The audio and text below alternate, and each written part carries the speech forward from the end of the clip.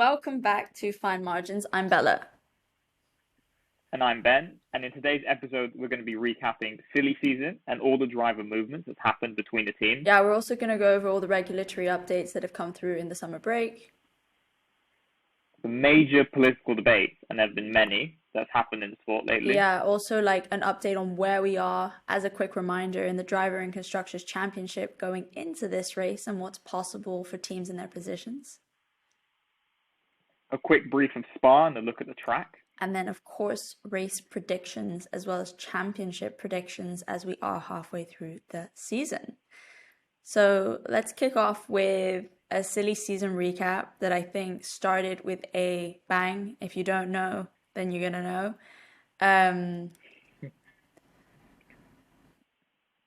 We're talking about Fernando Alonso ditching Alpine, and then obviously Piastri ditching Alpine.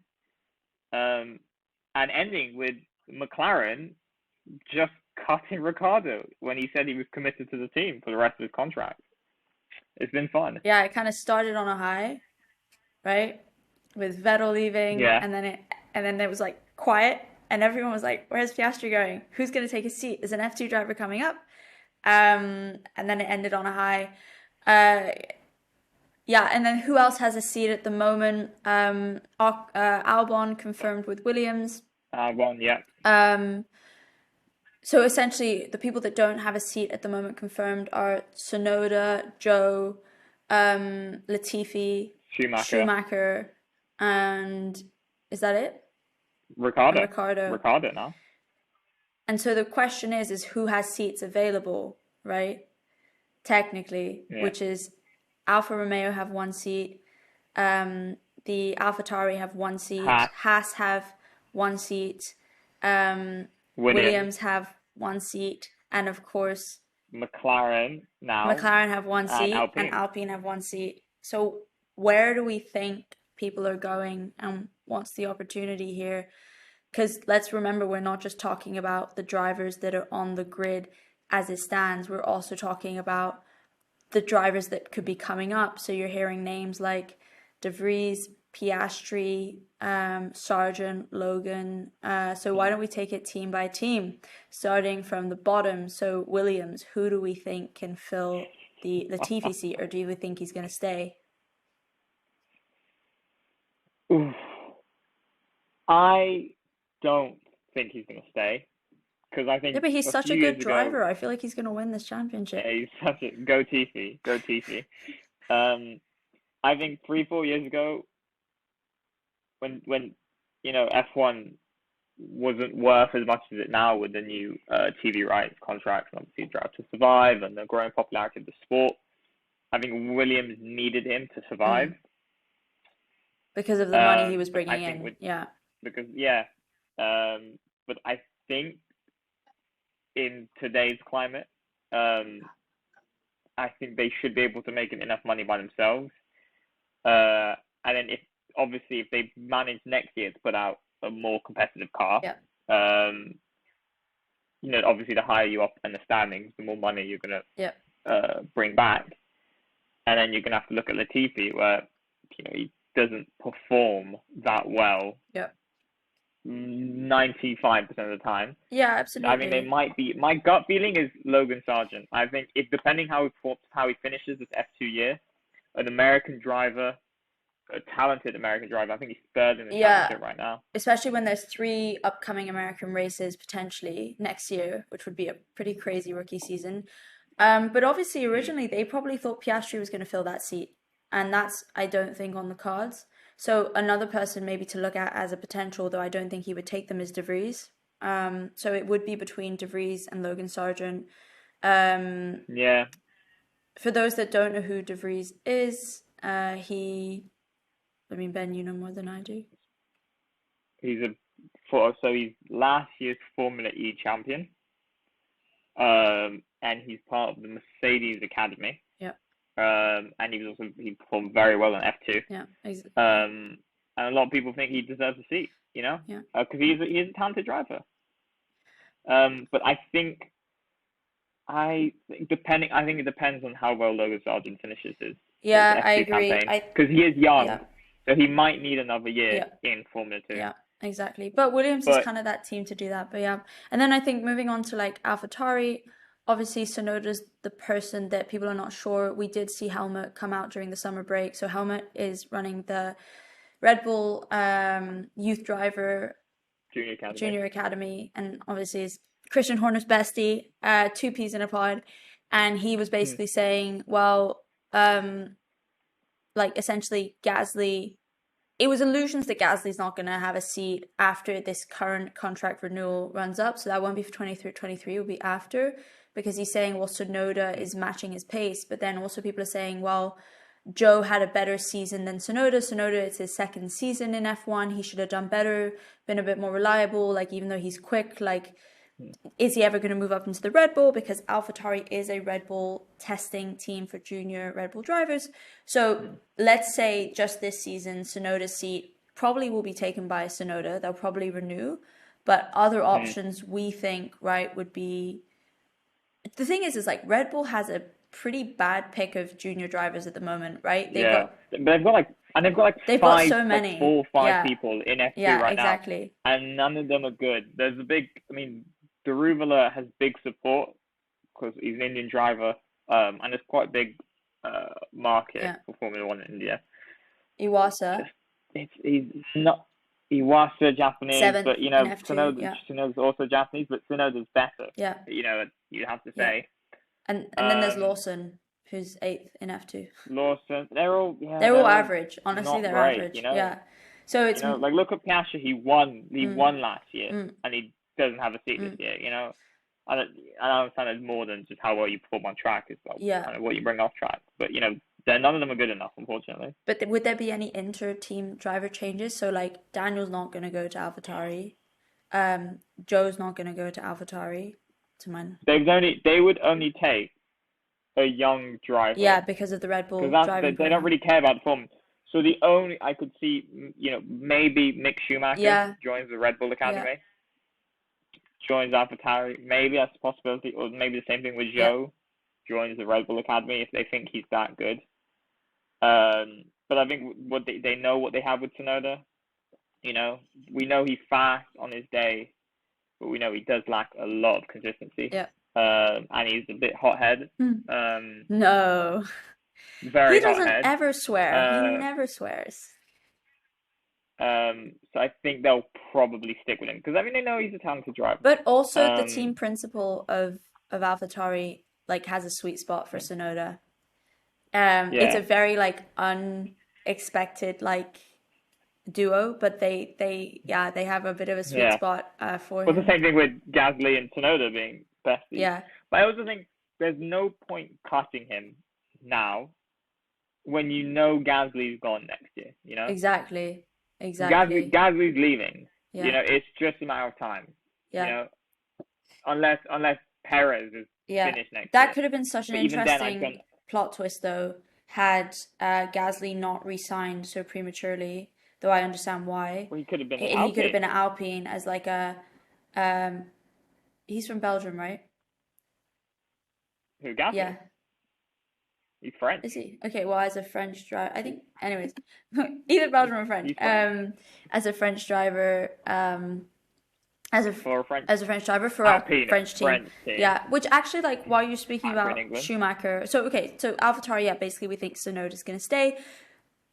Speaking of Schumacher, let's bring it back to the Gunther Steiner ship. Gunther Steiner has not been giving glorifying reviews of Schumacher. Vettel obviously really wants Schumacher to still be in, but obviously Giovinazzi, who is Ferrari's testing driver, so he had a seat in Alfa Romeo last year and lost it. I don't think he's a great driver, frankly. I don't really see why he's coming back. He's been racing in Formula E recently, and he will be given he's going to be put in. I don't think he's been doing great in Formula exactly. E. Honestly, I don't know why. I don't know, but I'm pretty sure I looked at the tables and he's not great. No. He's had his challenge, Giovinazzi. But I also do think there's this rage about Mick, and I like Mick Schumacher. I do think he has some talent as a driver, but you see he has massive support in Germany, obviously, because he's one of 2 German drivers, and if he stays on the grid next year, he's going to be the only German driver. Yeah. After Vettel leaves. Yeah.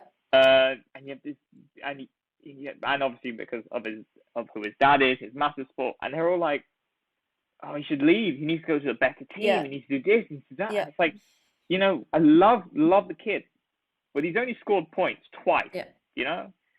In 2 races, he's got points. Yeah. That's it. He's not lit the world on fire at all.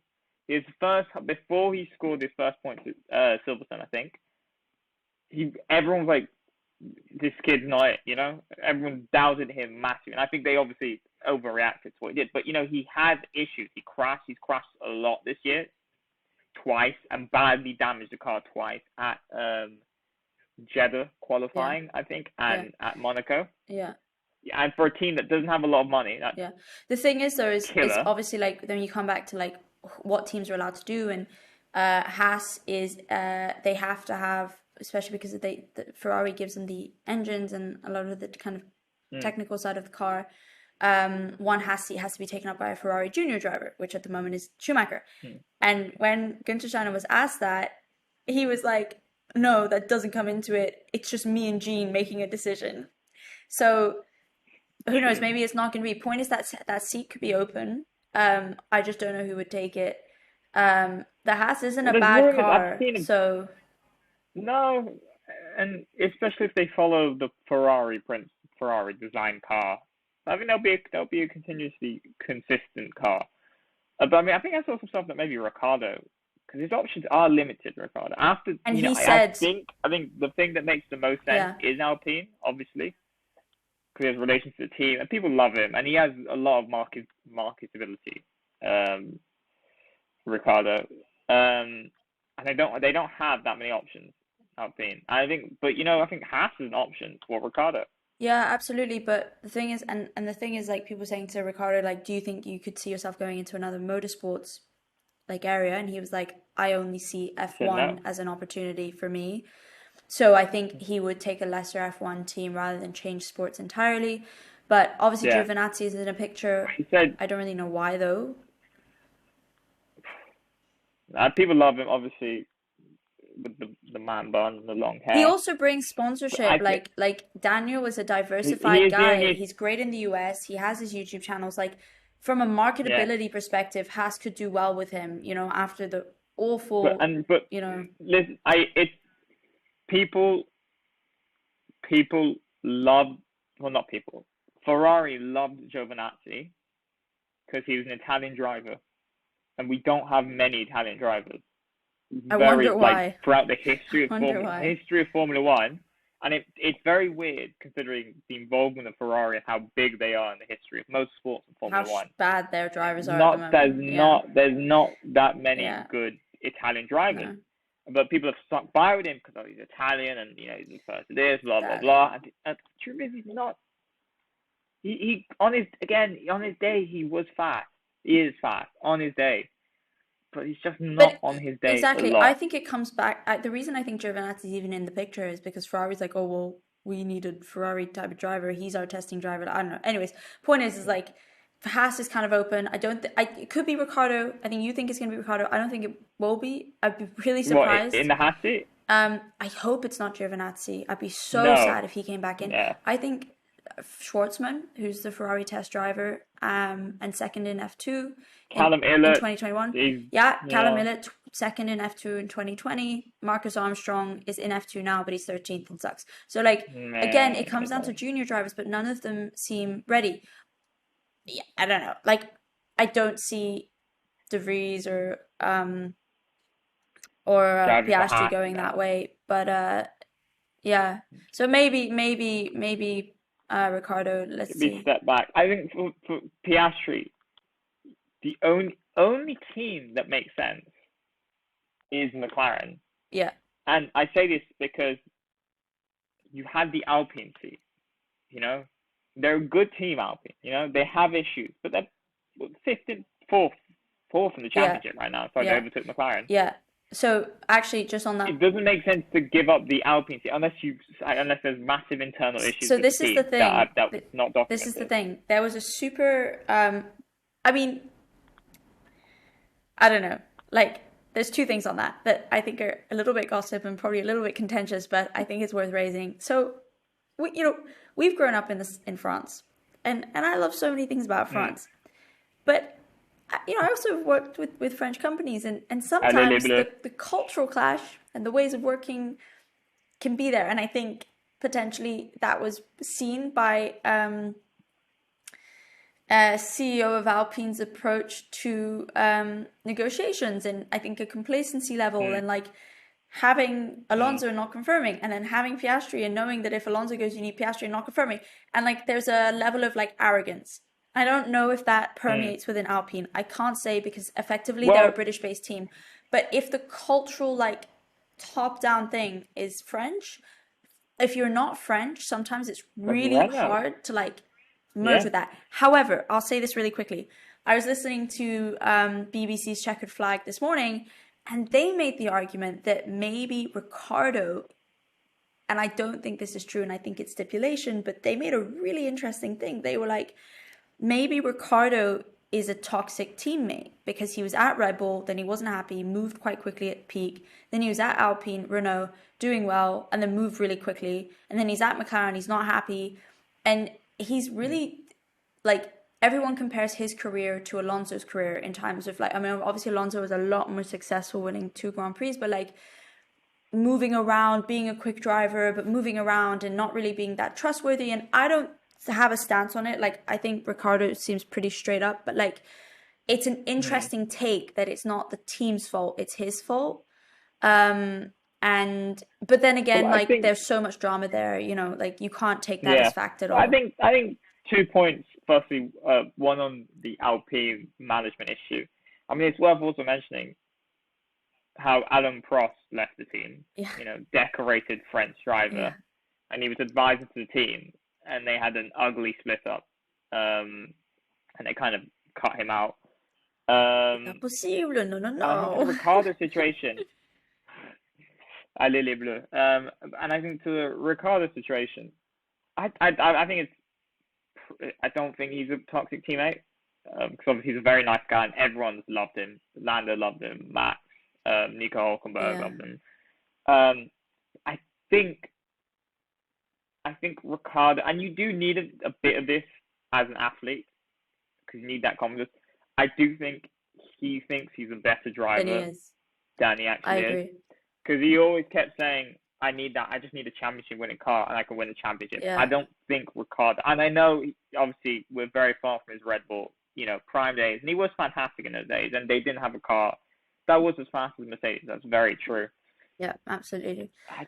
I've never got the impression that Ricardo is a championship winning driver. He have that consistency across a full season, he has. It's more like he has moments of glory. He has moments of glory, and he has many moments of glory. And again, on his day, he is a championship winning driver. But I don't think he's that consistently enough.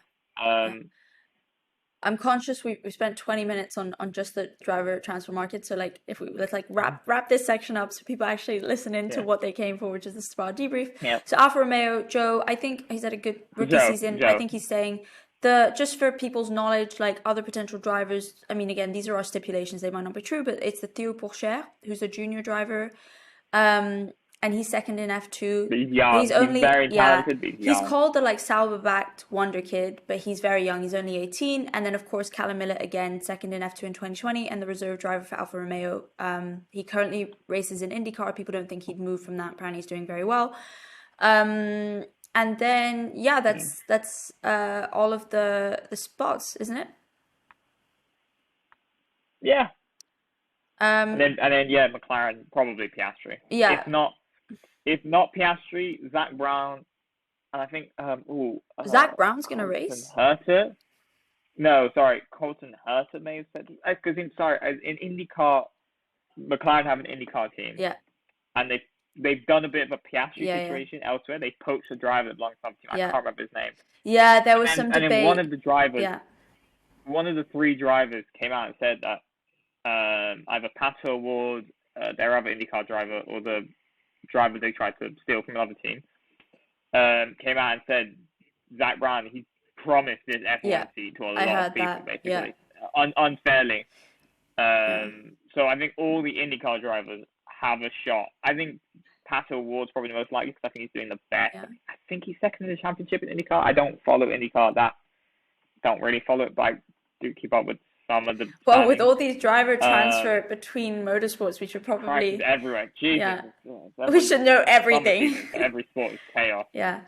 But yeah, probably it's got Piastri makes the most sense considering all this drama. Yep. So upcoming announcements that I think will happen in the driver transfer market. Basically, I think this triple header weekend is essential for those decisions. I think this is going to be, in the next few weeks, you'll get the positions of those last few drivers. Most likely to leave is probably Latifi, and then probably Schumacher. And then I think Joe and Tsunoda are set more or less. So yeah, now moving on to the regulatory update. So a few things, there's three: the technical directive on the flexi floors or the purposing, the roll hoop regulations, and then of course, super interestingly, maybe not for everyone else, but for me, it was the 2026 engine regulations. So really quick recap. So obviously before the summer break, we were getting, the porpoising or the bouncing complaints from the drivers. And in reaction to that, basically the FIA started measuring the vertical forces acting on the cars. So like the threshold of vertical accelerations. And they essentially said ahead of the summer break, they set like a standard above which it couldn't run. So like you can't pass this threshold of vertical accelerations. And the FIA implemented this, so like made sure the teams did it by stipulating the mounting method of the underfloor plank and the skid plate. So basically like how it's all put together. But there were two interpretations to doing this, which is why George Russell made that comment, I think a week ago, where he was like, Mercedes is really going to come back into the game with the new floor regulations, because like basically he was saying that Red Bull and Ferrari have probably pushed the boat out too much and probably pushed the regulations. So the two interpretations of how to meet the regulation ahead of the summer break was defining the max flexibility of the plank. So how much it's moving was the underfloor plank or the skid plates, right? But from Spa onwards, only one will be accepted.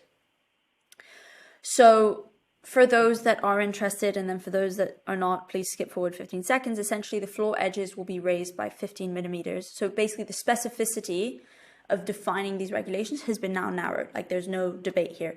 So the floor edges will be raised by 15 millimeters. The diffuser throat height will also be raised. The diffuser edge stiffness will also be increased. And this is the key thing, an additional sensor will be mandated to monitor the porpoising phenomenon more effectively. The second thing is the roll hoop regulation. So what is the roll hoop? So let's think back to the massive crash of the season, which was Joe in Silverstone. So the roll hoop and the halo are different things, okay? The halo, which was introduced in 2018, is a titanium bar, the thing that you see like this, that is around the cockpit. And looks like a halo. Pardon? Looks like a halo. Yeah, it looks like a halo, yeah. That's designed to stop like big things like tires, bits of debris hitting the driver's head. So it saved Grosjean when he was in that fire in Bahrain in 2020, and it saved Hamilton when Max's wheel went over him in the 2021 Italian Grand Prix, if everyone remembers that picture where there's like the wheel and Hamilton's head. Monza. Yeah. The roll hoop is mounted on top of the chassis. So it's like this little thing like this, like at the top of the chassis, and it provides protection for the driver if the car flips over. So basically what it's doing is creating space between the top of the car and the floor.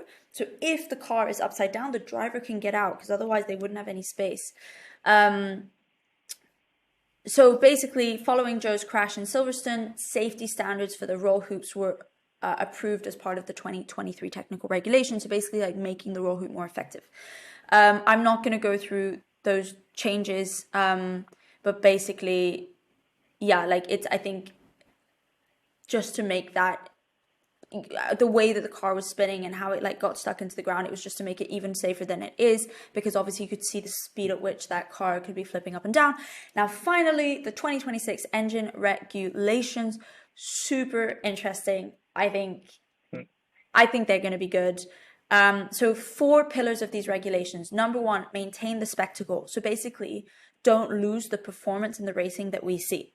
Number 2, environmental sustainability. So I'll come back to what that means. Number 3, financial sustainability. And number 4, attractive to new power unit providers. So maintain the spectacle. Basically, although the engine will be using less energy and like sustainable fuels, it will have 3 times the electrical power, meaning more braking energy is going to be collected by the cars during the race. So you know, when you hear about the drivers saying they're going to use their battery to overtake, it's going to allow for more of that to happen, meaning way more interesting strategy and not just overtakes in the DRS zone, way more competing. I think it's a super good change. And the car will still be 1,000 horsepower as it is today, and it'll be an iteration the same V6 engine of the V6 engine. Exactly. So they're not changing the V6 engine architecture, they're just changing like how it's being used. So environmental sustainability, this is the big one. The cars will be run on 100% sustainable fuels, which is so cool in the sense that F1 is developing, I forget who's behind it. It's like, I need to remember his name. He's amazing. I think he's the best person to be leading this initiative. But the fuels will be 100% sustainable, meaning F1 is developing with Aramco 100% sustainable fuels, meaning this fuel could be taken from an F1 car and put into a commercial car, which I think changes the game for like how we're going to see sustainability. So, and the car will have an increased deployment of electrical energy by 50% and net zero CO2. So where are they getting the carbon from? They'll be getting it from municipal waste. They'll be getting it from the atmosphere. So real and synthetically. Now, financial sustainability, this is where I think the engine regulation and where F1 is going is perhaps stifling the innovation in the sport, or maybe it's not, I don't know. But essentially what they're saying is there will be an engine specific cost cap, and they are banning the more complex system of the engine, and that includes the MGUH and the variable trumpets, which basically there's a discrepancy between how much teams can develop those parts of the car. And obviously a team like Mercedes has a massive budget versus a team like Haas, and they're quite key components of the car. So they are standardizing those components to allow for like a more equal playing field, and they are controlling dyno hours. Again, if anybody wants to know the technicalities behind that, we can go into that, but otherwise episodes would be really long. It's just to let you know. But innovation will be promoted in the electrical systems of the car. So everything that is taking energy from the battery, deploying the energy and all that, I guess pushing the sustainability element. So level playing field with the cars, I get it. I think having cars that are less like such a big gap as we've seen over the last like decade of F1, and even now you see Ferrari, Red Bull, Mercedes, and then everyone else. It would be cool to have even 5 or 6 people competing for the title. More competition. But that's the maintain the spectacle side, right? Like that's the F1 as an entertainment factor. The thing is, F1 is also an innovation sport. Like the innovation happening in F1 is transferred into commercial car production. And so my only danger is if you're really limiting the scope at which engineers can innovate, it's potentially stifling innovation and deployment of cash and innovation for other things. I don't know if that's the case. Maybe the focus on electrical innovation should be good, but anyways, I don't know if you have a take on that, Ben. But I think there's a couple points I've looked into. Firstly, in terms of the renewable fuel source, I think it's interesting to do that. But I saw on social media, someone did a video about it, that the carbon footprint, if you look at the whole carbon footprint that F1 causes, only 0.7% of that is emissions from the cars on track, and 60-70% of it comes from transporting and moving the cars and the people from country to country. So if we make obviously this carbon net zero, the fuel, that's only 0.7%. Yeah, it's the logistics. That's less. So I think I know that they're also making steps in that they're going to try and fix the calendar, so that it's not if you look at the calendar this year, you start off in the Middle East, Bahrain. To make it make more sense. But they want to increase the amount of races, though. This is the thing. It's but I think they're going to do it. basically, but they started, like we signed the Middle East, and then then there were some races in Australia, and then Boston, and then we went off to Miami, and then we're back in Europe, and then we're going to go back to America for Austin, and then we end the year back in the Middle East for Abu Dhabi. I think they're going to try and change that so that we only, like, there's a more logical pattern that we go all Europe at once, and then all of America at once, and then all of, Asia at once, to, minimize travel distance.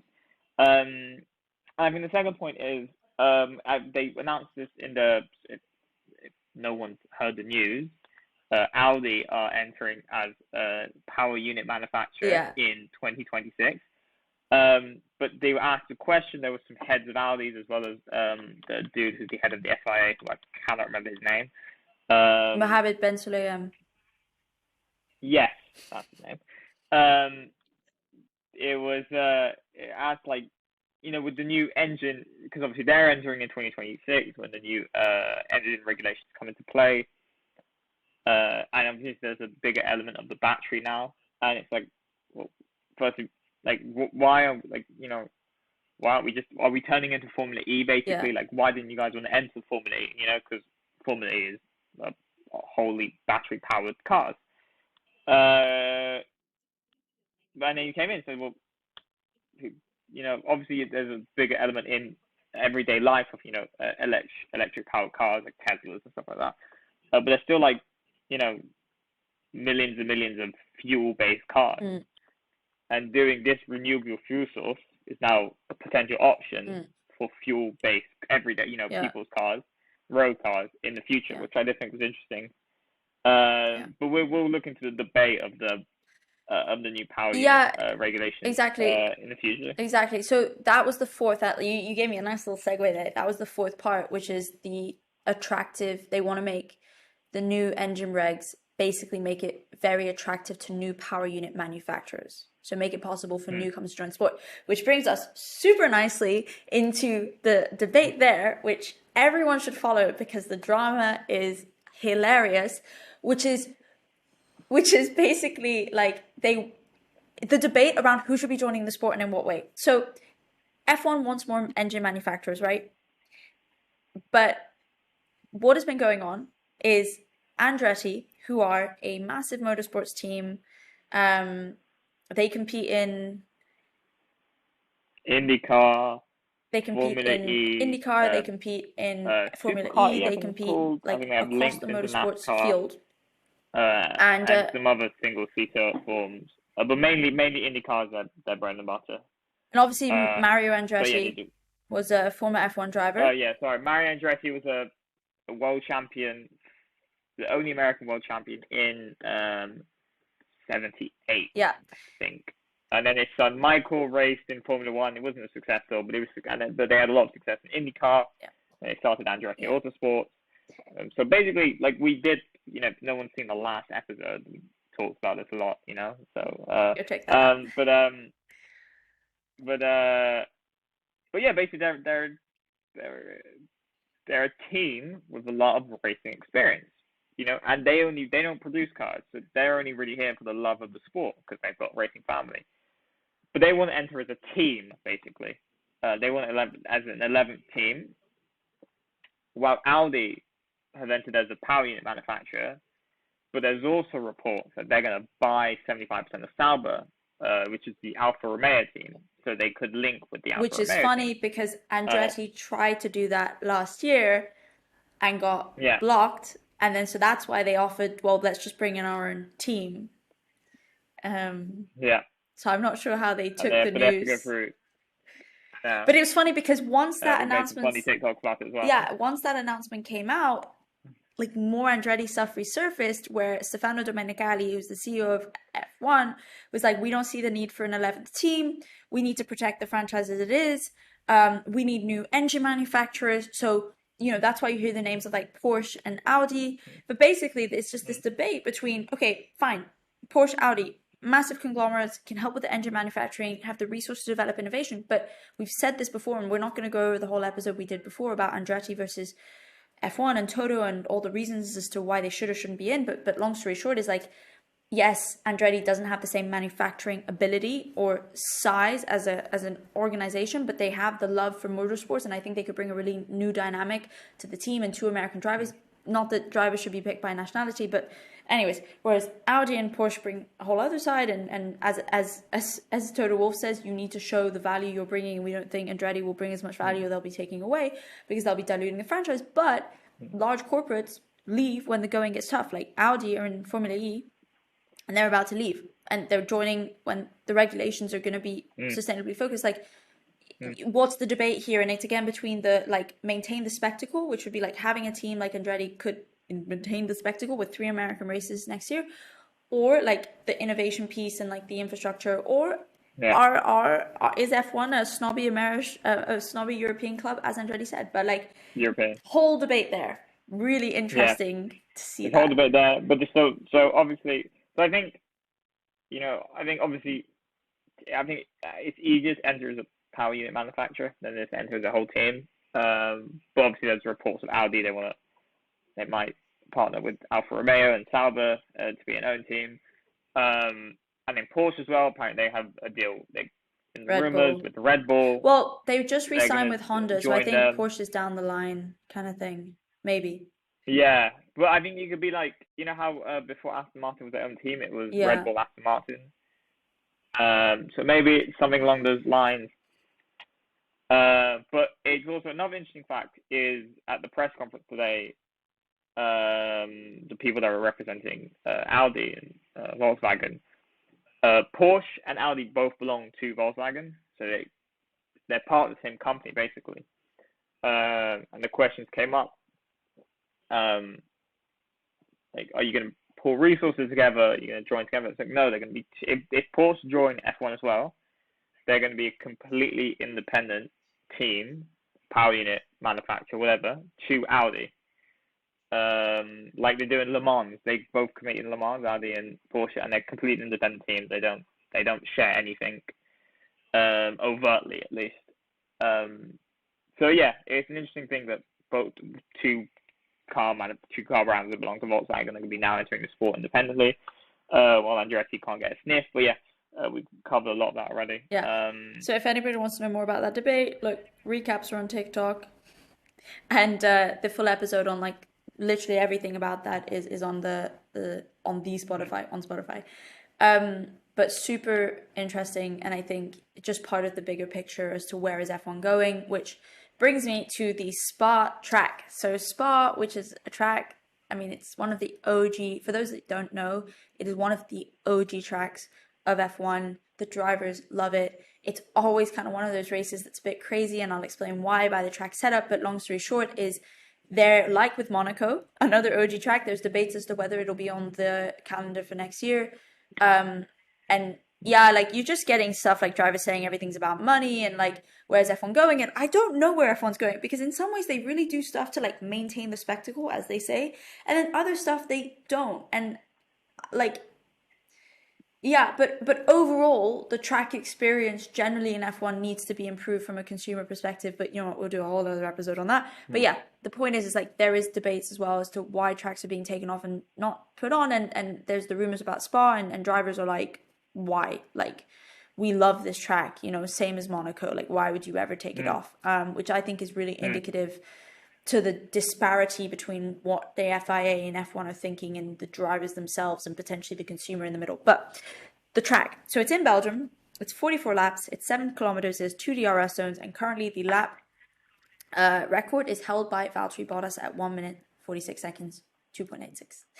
And that was set in 2018. Now, what is it like to drive? It has super long straights, but also challenging fast corners, which basically means the drivers can push their cars to the limit, because it helps those that have like a stronger engine, but also help those that have tighter corners and like Ferrari, for example. Now, what is the defining factor of Spa? The weather. So the Belgian weather is incredibly unpredictable. At the moment, it's not predicted to rain on the race day, but that could change. And essentially, because of the size of the track... It's raining for free practice, though, apparently. Pardon? It's raining for free practices, yeah. Today. But because of the size of the track and the Belgian weather, like you could have parts of the track that are raining and parts of the track that are dry. Meaning, the grip can vary from corner to corner. So like your tire strategy needs to be perfect, and the temperature, like the sweet spot of your tires, it's very hard to maintain that. And so this is where it's one of those tracks that it really brings it down to driver ability, right? It's totally driver ability. And what you will need to look out for is the thrilling Eau Rouge, which is arguably one of the most famous sequence of corners in the world, where the drivers is just like left, right, like, you know, and then up the hill through the Rédillon. So actually, what happened in Belgium last year? Let's recap that. The rain hit heavy, and they didn't race. Well, they did race. They did 2 laps, 3 laps, 2 or 3 laps. Amazing. Enough for it to be considered a race. So they got half points, and it was also raining on qualifying. And George Russell in the Williams put it P2. Insane. That was that was like what you call P1. A perfect lap. It was perfect. Yeah. Yeah. So that was there wasn't a race last year. Yeah. It was 3 laps behind the safety car. Yeah. Which is I felt so really it's a classic Russell thing though, right? Does the perfect thing and then the race just falls through. So sad. Yeah. Anything else on that? It's coming. That win's coming. Last year. Yeah, cool. Not much knocking out. I'm just gonna give rain. It was a lot of rain. A lot of rain. So that's the recap. 2021. Yeah, rain. So track changes. Now this is the thing. Obviously, people are saying Spa might not be on the grid, but they've made a lot of track changes. Not so much to the structure, but like to the experience of the drivers. So there's new gravel traps at 4 separate corners. So basically it really punishes any mistakes drivers makes in those parts of the circuit, meaning they have to be much closer to the track limits. Then there's a lot less leeway there because of the gravel traps. And there's an increased chance of sharp gravel being dragged onto the surface of the track, which again creates like uncertainty and on top of the rain, more obstacles to navigate. Track resurfacing at 5 corners to bring the track back up to date, so just the floor is better. Drivers will definitely need to pay attention to the track limits generally with the way that the FIA has been on top of that. But basically the epic nature of Spa is unchanged. All the traditional challenges of the track are still there and still in place, which is amazing. Now, Pirelli have chosen the C2 hard and C3 medium and C4 for soft, which is the tires in the middle of their compound range. And to be honest, they've already got a pretty significant bank of data on how the tires will react to the track surface, to the new track surface rather, thanks to a recent endurance race. I think it was last week at the new circuit, which is cool. So now, with all of that in mind, because to my knowledge, there's not been many car upgrades announced as of yet, right? We can move on to where we are in the drivers and constructors championships. So just a reminder of the points and then predictions for the race and predictions for the season.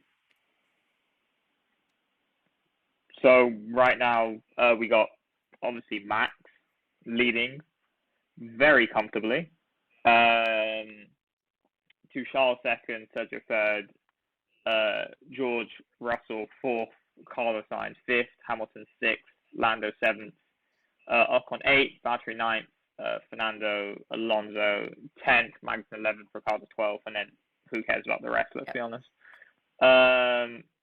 And then in the team standings, we got Red Bull again leading comfortably, Ferrari second, the bottle job themselves. Mercedes third, only 30 points behind Ferrari. Alpine fourth, McLaren fifth, very tight, but then miles away from the top 3 teams. Alfa Romeo sixth, the Steiner ship Haas seventh, AlphaTauri eighth, Aston Martin ninth, and Williams at the back of the pile like usual. Poor Jost. And in terms of what do we think of predictions? For the race, Mercedes. I agree. I think it's a Russell win. I think he's gonna be like, I know this track. The win's coming. I have a car. Especially with what he's been saying. I feel it in my bones. But he's been saying the flexi floor updates are going to be a game changer for Mercedes, and obviously, let's give a little reminder to everyone. Right before the end of summer break, Mercedes were finally unlocking their car. They still don't understand it. I feel like that car is an enigma, but they're getting there. And I think with the changes to the floor regulations, who is it? I think it's Russell and Lewis second. I think Lewis has been on form lately. I mean, you think Lewis is going to take the win? Lewis will win. But I also think, I don't know. Yeah, and I think Mercedes and Russell saying that. I think it's big that it comes from Mercedes, that they're saying that the other team's going to lose 2 tenths, 3 tenths, whatever. Because this is a team that they sandbag everything. You know, it's like, we're not good. The car's not good. We're going to suck. You know, we are terrible. We're not going to win. It's a nil-nil mentality. We're going to finish last place. It's a nil-nil mentality. Exactly, and I think I like what they do, but that's something they've always done. So for them to come out and say, like, we got it. Yeah, they're going to lose. The other team's going to lose speed. You know, like, we're going to catch up. I think that hopefully. I'm excited. But I'd like another car win. Or bold prediction: Daniel Ricciardo comes out and wins the race. That would be unreal. Very bold prediction. That would actually be hilarious. That would be. But it's all for grabs, though, right? If the weather changes, I think. Okay, I agree with you. I think Russell for the win. To be honest, I think I really want to put Hamilton second, but I think I might go for Verstappen second, then third. Well, I just don't know whether Ferrari will make it through the race. If the weather changes, such a Ferrari moment that they come back over summer break and they're slower than before, and they just bottled it somehow. But again, we have to see. We have to wait for free practice. Obviously, yeah. A little bit of an indication about who's fast, who's not. I think if Mercedes are slow in free practice, I think they're sandbagging. I want to see. That's my gut feeling. You think they're faking it? They're like, oh no, we're so slow. I think they're faking it free practice. Yeah. Obviously, unless the car's porpoising massively and it's butchering, then they're probably they are probably slow. But I think they're. I have a gut feeling they're going to fake it a little. But also their car is endurance, right? And this track is so, I just think it will suit them. And it suits both drivers. So my predictions is George first. No, I'm just going to say it. Lewis second. I don't care. Max third. I think Sainz will come fourth. Or Lando. I think Leclerc's not going to finish the race. I think just out of, I don't know why. I just think he's not going to finish. And that's not to say, it's not about that. But it's like, I just don't think he will. I have this feeling. I think it's just going to continue. And I think Binotto and his whole approach, I get that Leclerc had an interview recently. He's like, no, we say things on the outside, but inside things are changing. I think similar to French, Italians, there's a level of complacency there that I don't think they're ever going to overcome. Really sorry to any Italian listeners. I know that there are some, but I think the infrastructure of Ferrari is so old school that nothing's changed. They went on holiday. They were like, we'll be fine. Cool.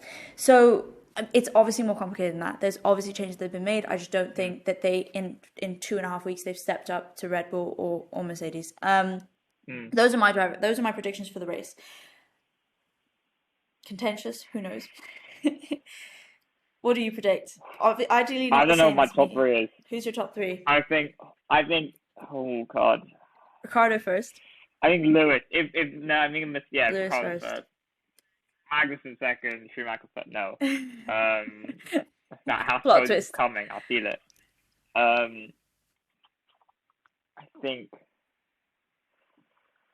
Ooh. You know what? I hope Lewis won. Max 2. I really don't care. It was 3. But I think Max could also get P1. Yeah. He's been fantastic this year, and the car has been very solid. Max, and I think he likes that Spa track. I mean, he's good at that Spa track. Yeah. I think hopefully, if Mercedes car fast, I hope Lewis P1. What about championships for the drivers? What do you think? Of who's winning? Yeah, I mean, Max is obviously first. Max, Red Bull. I think Lewis or George could come second. I think the gap in the points. I mean, what is the gap in the points between Leclerc and Lewis? Between Leclerc and Lewis? Between second and Lewis.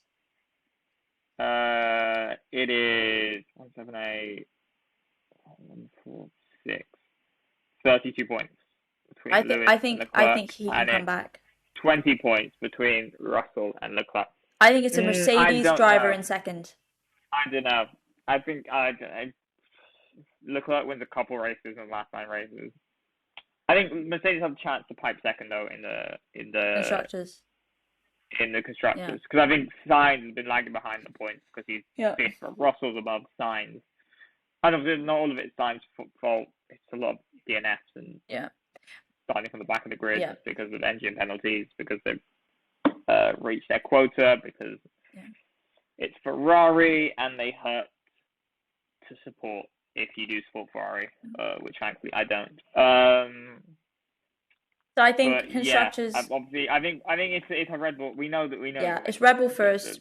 For me, Mercedes seconds, Ferrari third. Do you know what's super interesting? Is like there was that Alpine McLaren debate ahead of summer break, like in terms of just the fight on the track. I'm so excited to see it now because it's Ricciardo who's out and Alonso who's in, but he'll be moving. And then the thing between and the legal debate going on, I think that space for fourth, that like fight now is like a legit thing.